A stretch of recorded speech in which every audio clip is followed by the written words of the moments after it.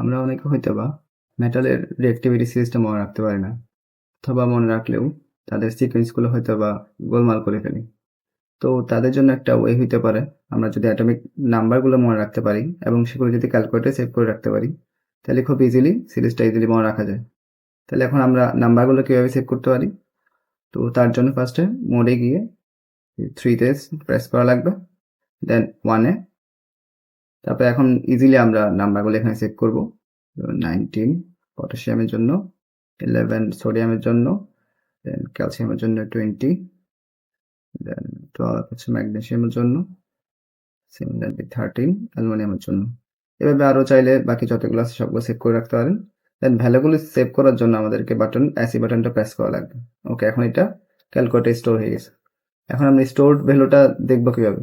তো তার জন্য আমাদের করতে হবে শিফট দিয়ে 1-এ গিয়ে যে 1 টাইপ এখানে যাব, দেন আবার যেখানে আমরা টাইপ করছিলাম ওখানে আবার যাব, দেন আমাদের ভ্যালুগুলো শো করতেছে। তো এভাবে চাইলে খুব ইজিলি রিঅ্যাক্টিভ সিরিজটা মনে রাখা যায়। তবে তার জন্য কয়েকটা, যেমন এই বড় এলিমেন্ট নাম্বার, এগুলো আমাদের একটু মনে রাখতে হবে। আচ্ছা, এটার একটা অল্টারনেট ওয়ে আছে, হয়তো এগুলো অনেক সময় ছন্দ দিয়েও শেখা যায়। তো ছন্দ দিয়ে কীভাবে শিখবেন তার ভিডিওটা ডেসক্রিপশনে দেওয়া থাকবে, ওখান থেকে দেখে নিন।